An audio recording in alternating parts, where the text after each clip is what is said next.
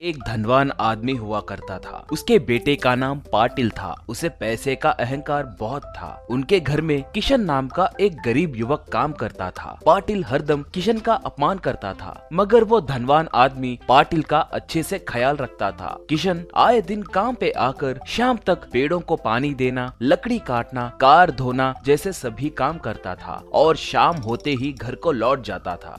एक बार धनवान आदमी त्योहार के अवसर पर किशन और पाटिल के लिए नए कपड़े लाकर दिया। पाटिल किशन के पास से कपड़ों का बैग छीनकर दूर फेंककर, ये क्या पिताजी, इस नौकर के लिए भी कपड़े लाए? मतलब ये और मैं दोनों एक ही है क्या? छी छी, इस दरिंदे गरीब के साथ मैं भी नए कपड़े पहनूं क्या? कहा धनवान आदमी। पाटिल, तुम बहुत गलत बात कर रहे हो। गरीब लोगों का मजाक उड़ाना अच्छी बात नहीं है। त्योहार सबके लिए त्योहार है। जब हम सामने वालों की जिंदगी करीब से देखेंगे तभी हमें उनकी मुश्किलें पता चलेंगी।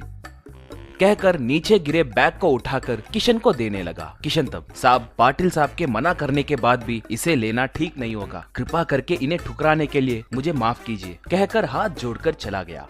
एक बार धनवान आदमी एक स्नो कैंपिंग वैन में घर आया। उसे पत्नी को दिखाते हुए, बहुत दिनों से तुम बर्फीली पहाड़ पे कैंपिंग करना चाहती थी ना, इसलिए मैंने इस स्नो कैंपिंग वैन को तैयार करवाया है। हम कल ही जा रहे हैं। किशन, तुम भी लगेज लेकर आओ, कहा। पाटिल तब, ये क्या पिताजी, ये फैमिली पिकनिक है ना, हर जगह इसे क्यों ले जाना? इसका आना मुझे पसंद नहीं है, कहा। किशन तब, साहब, आपके परिवार के बीच में मैं क्यों? ऊपर से मुझे इस त्योहार में बाहर भी कोई काम करके पैसे कमाना है। मेरे परिवार वालों को त्योहार के लिए कपड़े खरीदने हैं, कहा धनवान आदमी तब।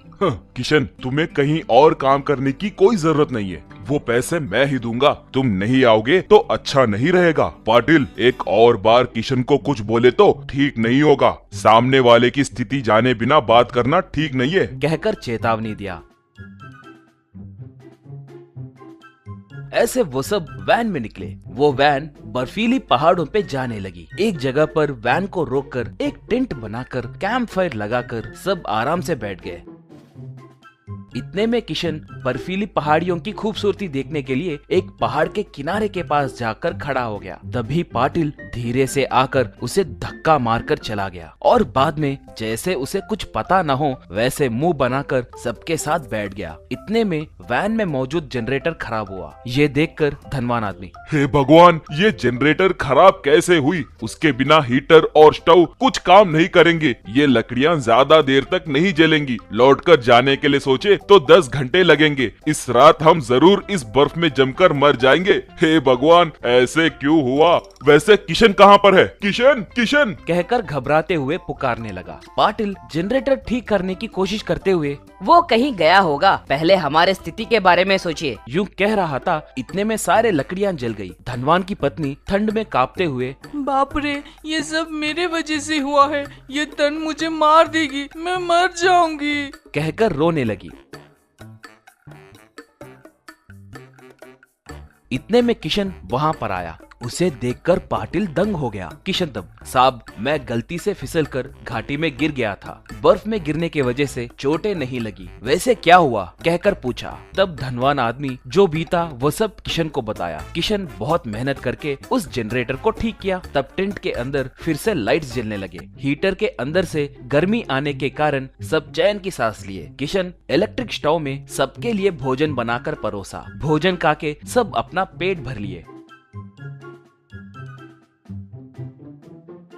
और अगले दिन लौटकर चले गए। वैन के अंदर धनवान आदमी किशन से, किशन, मैं तुमसे कभी नहीं पूछा तुम्हारा घर कहाँ पर है। तुम्हें हम वहाँ छोड़कर जाएंगे, कहा। तभी किशन ने उन्हें एक जगह पर गाड़ी रोकने के लिए कहा।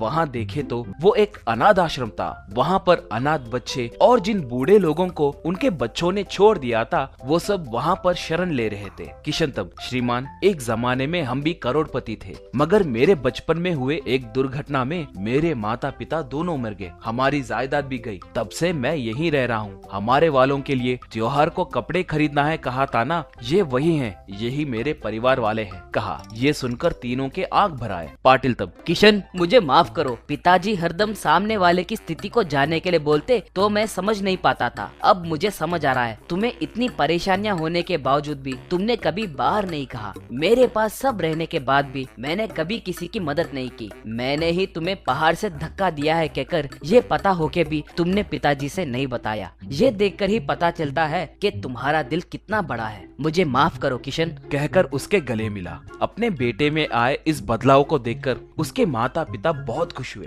धनवान तब, किशन, आज से तुम अनाथ नहीं हो, हमारे परिवार के सदस्य हो, मेरे छोटे बेटे हो। अब से